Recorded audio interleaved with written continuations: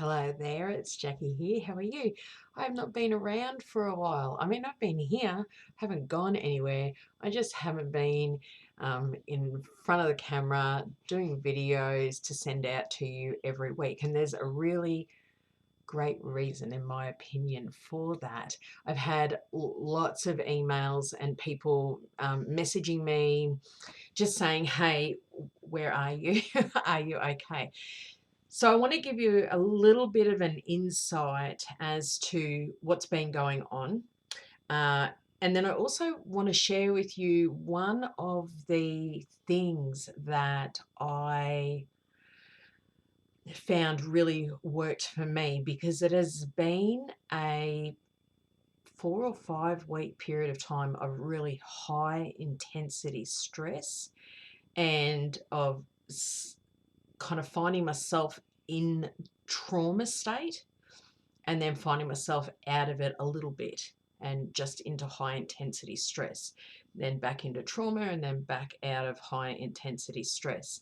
So there was one thing in particular that I found myself able to do during that time.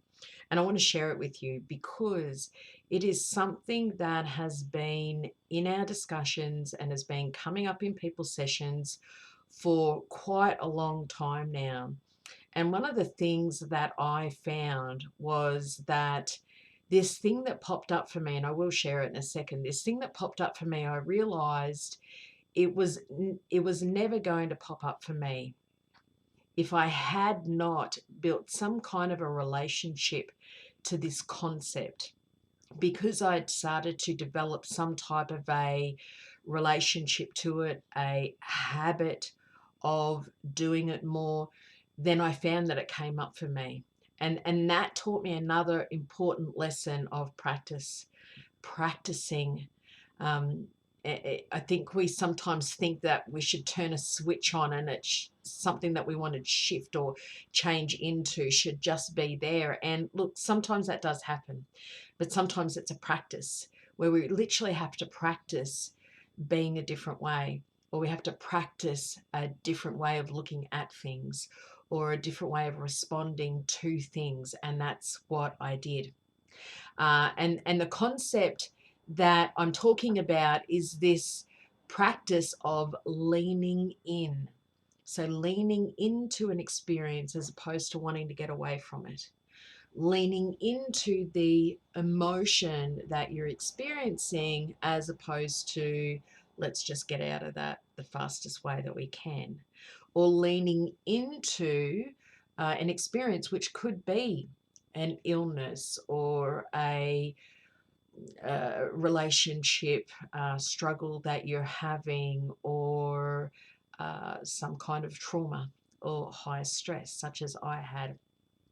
So let me jump back just a few seconds and I'll get myself set up. Um, we have two cats in our family, Zeus and Bailey. And Zeus is about 10 years old. Bailey is a few years older than that. She'd be, I don't know, maybe 14, I think. I can't remember off the top of my head. And they've both been very, very robust cats throughout their whole life. And I can count on one hand between the both of them how many times they've been unwell and needed significant veterinary care. Most of the time, any kind of little thing that they've had, I've been able to really successfully help them navigate that just through the use of body talk. Which is the therapy that I practice all with you. So whether that be the body talk access for animals techniques that I use on them for ongoing general maintenance, some little issues that they have, or if they have had significant stuff going on, then I've supported them with body talk sessions. When it seems like they need extra care, then I've given veterinary care. Our other cat, Zeus, he's 10, very, very robust cat, very close to his natural instincts and his natural consciousness. He spends a lot of time outside, comes in, eats, spends time with us, but then he'll be outside, and that's where he is at his happiest, and he's synchronized well with the with the plants and the earth and the seasons and everything like that. So he does very, very well. He on about the 16th of June it was, I noticed that he wasn't too well. I could intuitively feel it, and then I could just subtly see some changes in his face and his expression, the way his head and his ears would sit. I knew something wasn't quite right, but I wasn't sure what it is. And a lot of the times, if he's just feeling off, it usually lasts for about 24 hours. 24 hours later, he had got significantly worse. I did try to go see what was up with him because my daughter Abby had said that she noticed that he was very wet down the front of his chest. But when I went to have a look at him, there were some really loud noises that happen in the environment, and he does not do well with that at all. So he hightailed it and went into trees and bushes that were a fair way away. So I left him there for the day. I had a really full day of clinic that day. And when he came in really quite late that night after I'd finished work, I realized we had a serious situation on our hand. So he was uh, dry reaching a lot, very, very, very uncomfortable, would not eat or drink, which is very unusual for him because he's usually robust and has a very, very good appetite. And he was saturated all down the front. He was just drooling constantly all down the front. To cut a very, very, very long story short, we ended up having to drive him uh, an hour away from where we live to specialist emergency veterinary care that night. He spent the night. They thought that there were things going on with significant heart disease. They also thought that he had issues with kidney disease, all these kinds of things that they first kind of thought that they could see on first inspection. When I finally spoke to them very early the next morning, the real issue became apparent. So this cat, when we got him when he was very, very, very young, and he was only a day or two away from dying. He was extremely anemic. He was infested with parasites, namely um, fleas, and had my son not got him from where he was living and taken him to the vet, and the vet gave him a treatment and a wash to get all the fleas off him, the vet said he probably likely would have died within 24 hours later. So he kind of started off needing a bit of extra help and support. And we were aware from a very early age that he had a funny breathing and respiratory rate. He had a little bit of a murmur that was detected, and he had low hemoglobin levels. So we really supported him in whatever ways that we could to get all of those up and as well balanced as we possibly could. What we found out was that he had a huge hole in his diaphragm, and he's a Persian breed of cat. The diaphragm and the pericardium, which is the sac, the protective sac that the heart sits in Persian breeds, they're actually fused, and that's one thing that I learned. In us and in other breeds of animals and cats, they're not, they're separate. So the heart and the pericardium sits like that up in the chest, and the diaphragm sits underneath and keeps everything in the abdominal cavity separate from what's up in the above the diaphragm in the top. And not only did he have a hole in that diaphragm, but the hole went through to the pericardium. And it would seem to be that he had a small hole. We don't know how small, but he had a small hole from birth, and that over time, as he's got bigger, it's got bigger. And it was eventually found when he had to have surgery that for quite a long time, part of his liver had been up in that hole and in the heart space, because he has quite a lot of scarring and deformity of his liver. There must have been something that happened to him, some kind of trauma, whether he was running and he jumped and it caused this hole to become bigger. What they found was that a large part of his liver and nearly all of the intestines were actually up and invading into the heart space and the pericardium. And he needed urgent surgery, otherwise he just wasn't going to make it. So I ended up, for those of you that were booked in over that week or two, you'll know that I had to reschedule you because it was a matter of driving down to this specialist veterinary centre and back quite a bit. I had to find a surgeon that was willing to do the surgery very quickly. I did. Thank you, Dr. Sebastian. You're wonderful. And I had to transport him from one vet to another. He then had the surgery. The surgery seemed to go well. We then brought him back a few days later. He had a very severe reaction to one of the medications, and I'm giving you the very, very condensed version of this experience. He had a very bad reaction to one of the medications, it would seem, which we weren't aware of when we picked him up. It just became evident when he was let out of the cat carrier. It was almost like he was out of his mind. I was questioning whether he'd had a stroke from the surgery. He was lunging himself at walls and smashing into walls, and it subsequently opened up his surgical wound, and the inside surgical suture lines started to break down, and his sternum popped out through his surgical wound.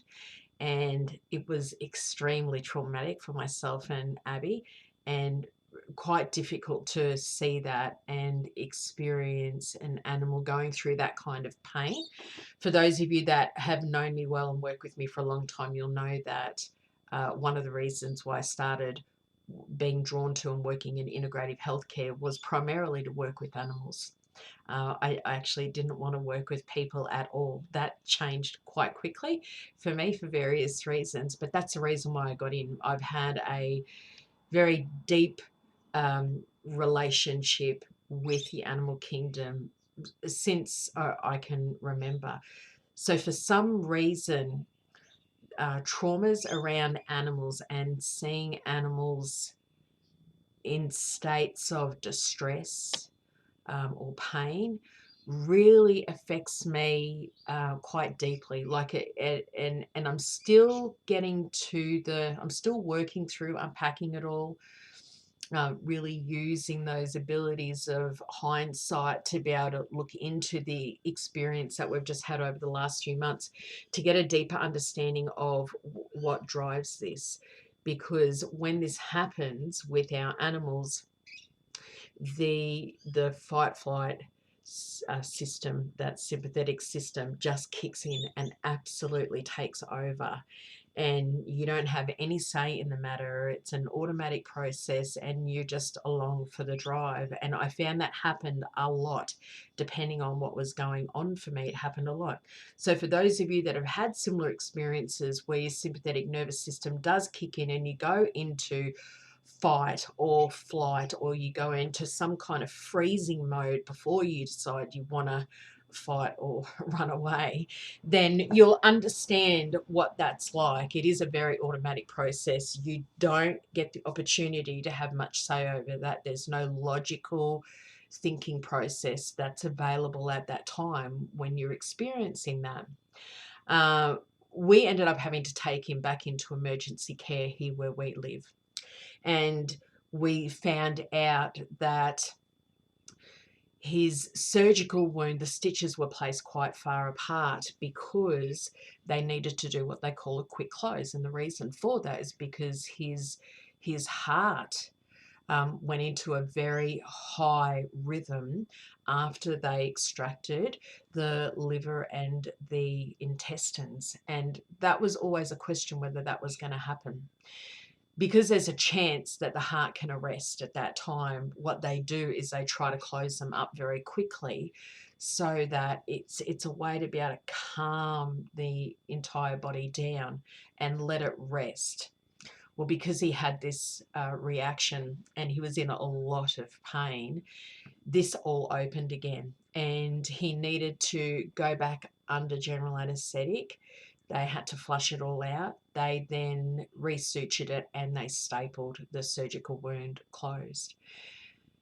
We then had to leave him in there for a few days. During that time, when we brought him home, our other cat started sneezing a lot.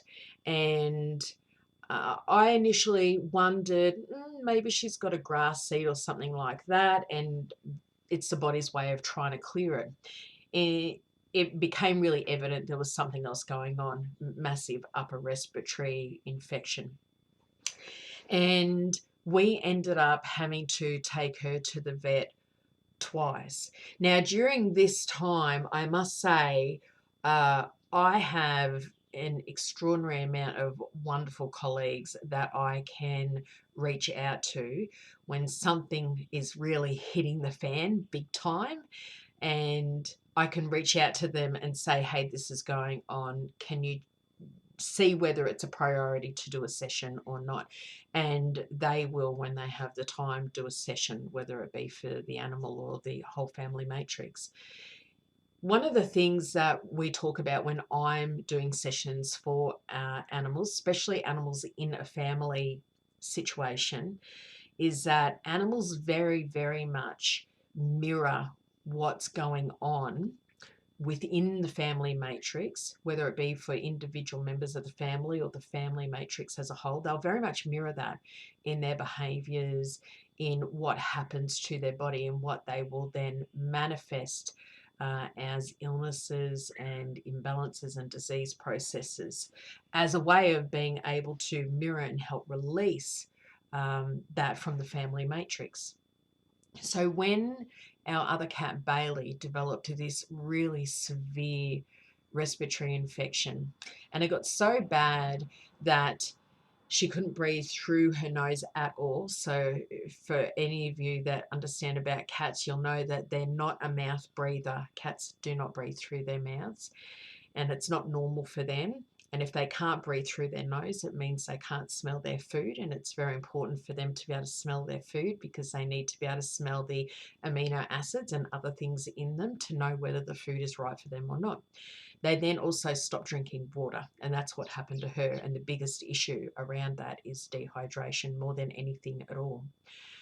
When she developed this really, really severe respiratory infection, I knew that was very much a mirrored process for the grief and the stress and the sadness that we have been experiencing in our family matrix in our home.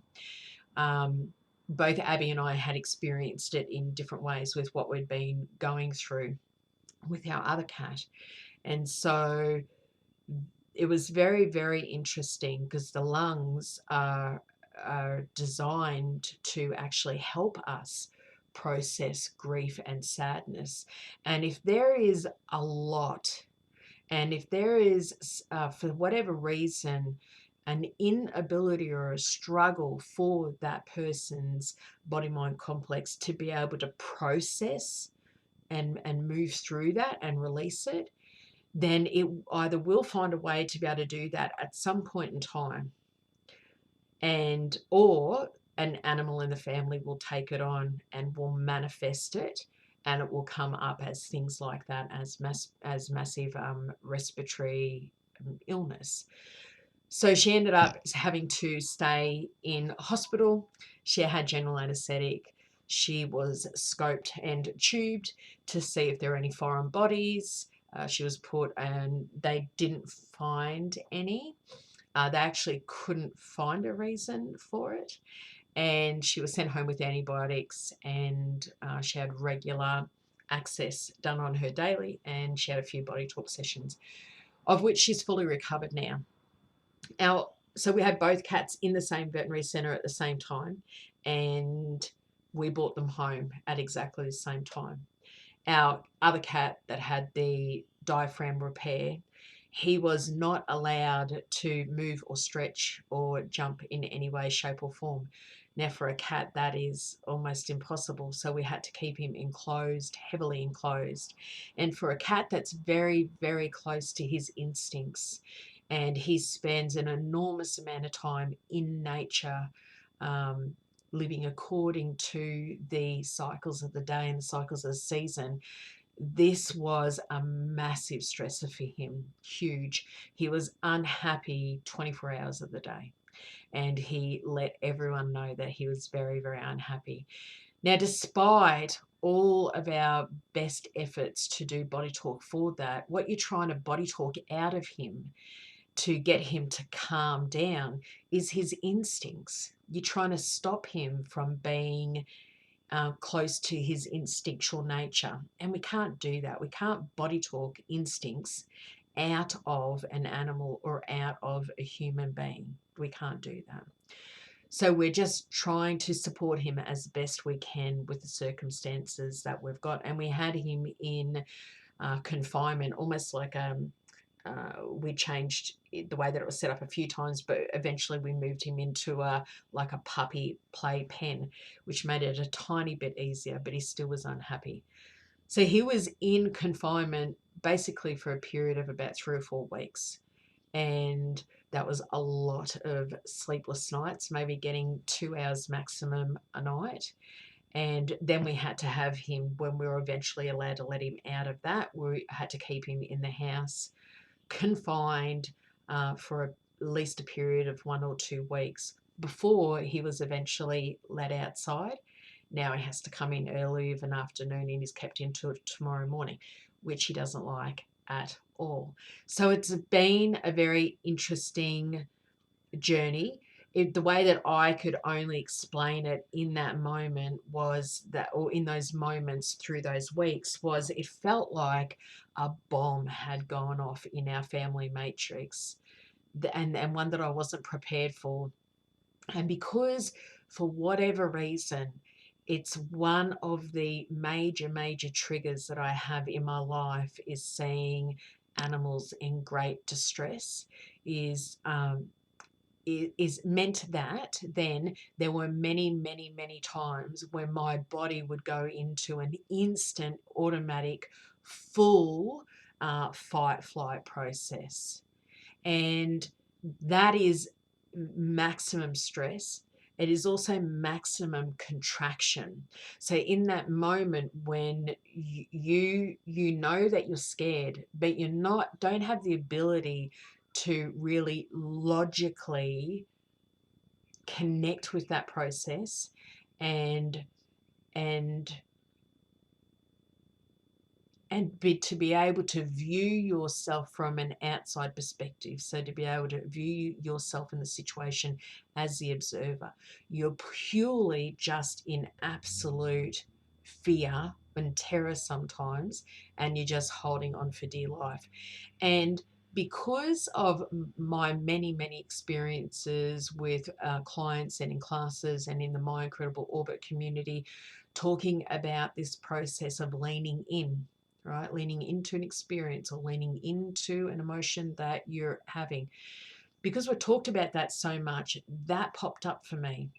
It was the first time ever in a highly traumatic response process that had popped up for me. And I realized later, when I was reviewing the entire experience, that, as I said earlier, had I not started to build a relationship with doing that and a strong habit, it wouldn't have popped up for me.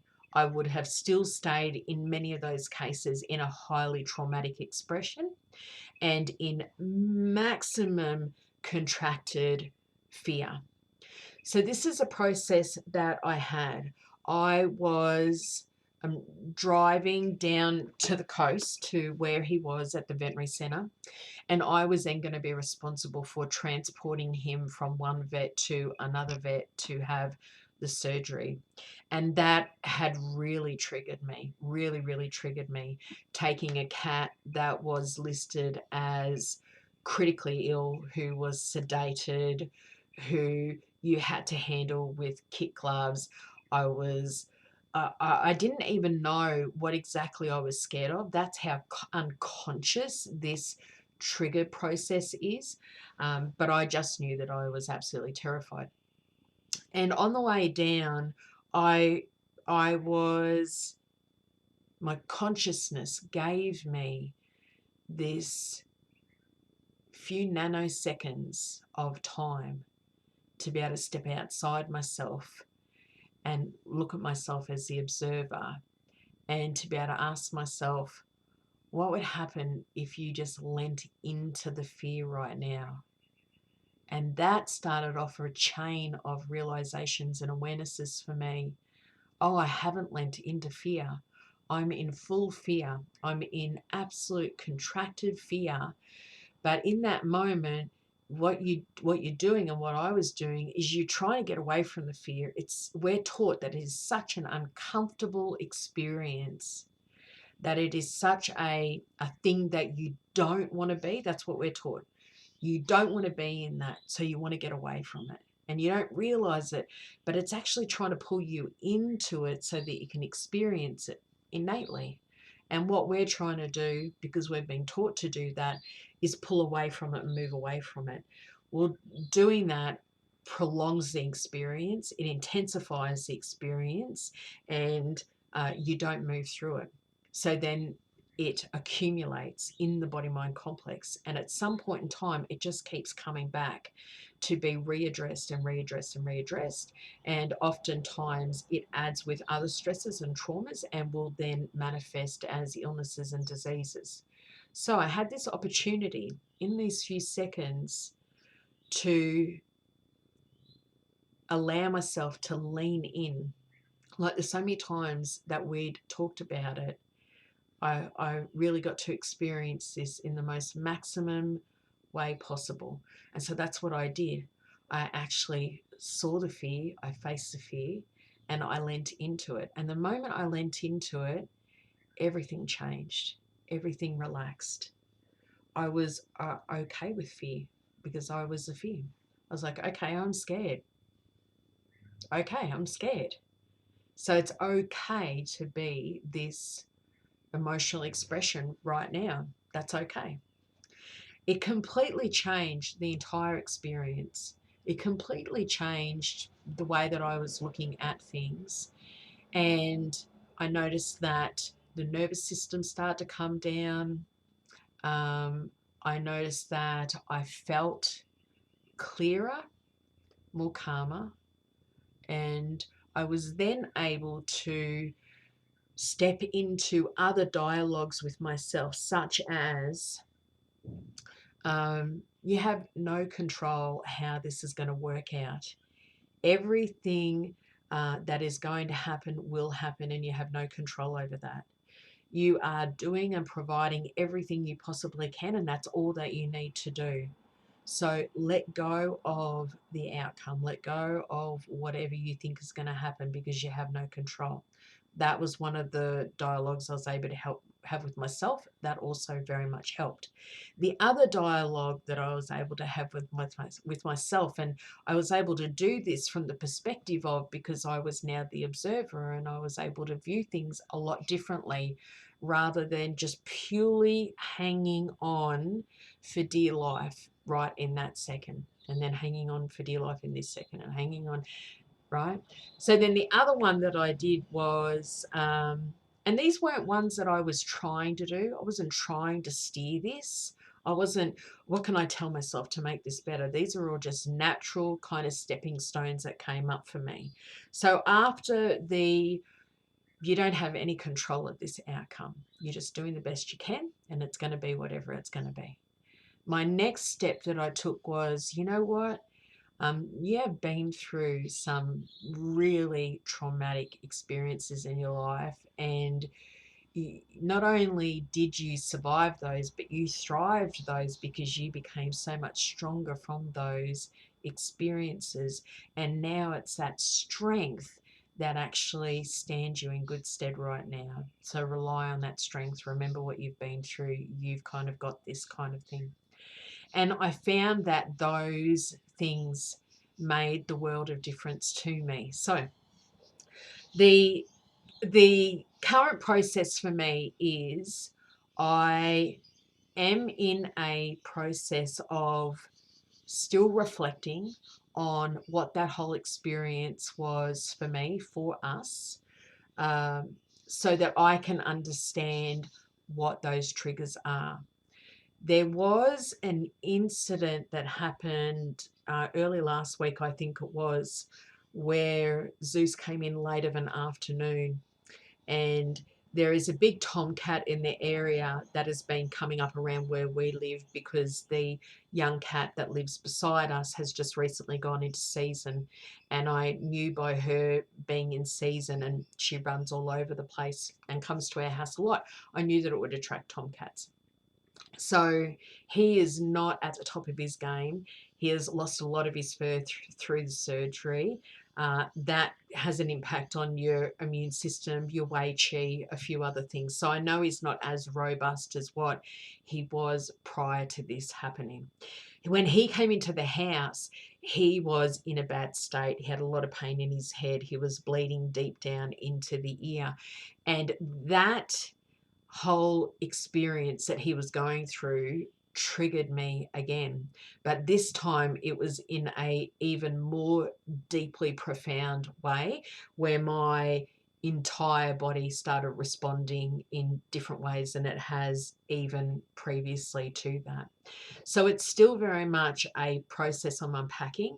This is where I become very, very grateful for the work that I do, because the way that our innate wisdom is able to guide the sessions that we have, it's able to show what sits in areas of our consciousness or in areas of our generational background or our epigenetics or in our past life stuff that would be contributing to these reactions and triggers that we have.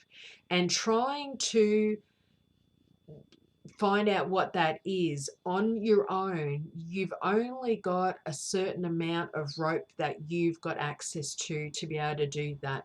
That's the honest truth, because we're trying to pull things apart and decipher it from the purely the perspective of the conscious mind. And if you're lucky, you've got good intuitive capabilities as well. That will take you a certain way. But that there is so much information that sits in other areas or levels of the consciousness that you don't consciously have access to. And that's where therapy such as talk therapy can be fantastic, but it massively has its limitations, because it doesn't really allow you to be able to go to those other levels of consciousness to be able to find out what is the reason for that triggering? Where does that come from? What are all the pieces of the puzzle to that? Because unless I can unpack that, it's just going to be a recurring thing for me. It'll keep doing that, and I don't want that. I'm ready to move past that. So I will use both the tools that I've got. I will enlist the help of some other colleagues who are professionals in other modalities who I trust, and I will be using body talk to actually really work through this to understand where does it come from, so that I can have a very different experience of reality and a very different experience of myself, my body, when the next time comes that an animal is, critically unwell. So I can navigate that very, very differently. With the therapy that we do, body talk, it allows us, the innate wisdom allows us to be able to go anywhere in the body mind complex, to be able to start pulling forward the pieces of information that really relate to that. And it's such a gentle but highly effective way of being able to do it. And I am just so grateful that we have access to this, to be able to do this. So my wrap up from that is, it's still a process I'm working through. There's still some triggers that come up from that, absolutely. We have basically a bush cat, a bush cat that is confined in the house from early afternoon into the early morning, and he is not happy, which means I am not getting much sleep right now, and you may notice that on my body or in my energy, and I'm still working out how we can remedy that. I'm hoping to be able to give him some body talk where it supports him in being able to settle down through the night. Um, I'm back to full clinical practice. So you'll be able to get me no problems at all. And if there's one thing that I could recommend as a takeaway from this is learning to lean in and really developing a relationship with that. Every single day, we are given some opportunity to lean in, right? The moment you start observing things more, you'll begin to realize what you resist or what you pull away from or what you try to ignore, what bothers you. They're the things to lean into, especially the uncomfortable emotions like fear or worry or concern or anger. Lean in, be with it, and see what comes from that. Okay. If you have any comments, any questions, I'm happy to answer them. If you have any of your own takeaways from this, from me sharing my experience, then please pop it into the comments.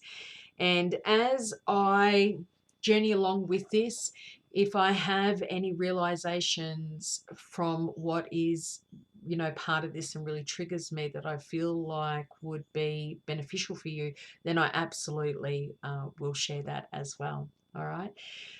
Don't forget to um, subscribe before you leave. I would love that. That would help me out a lot. And hit the notification button so it just lets you know when I release another video, which might be one that you like. And you can always find me over on JacquieMcIntyre.com. Okay. Look forward to seeing you next time. Thank you. Bye.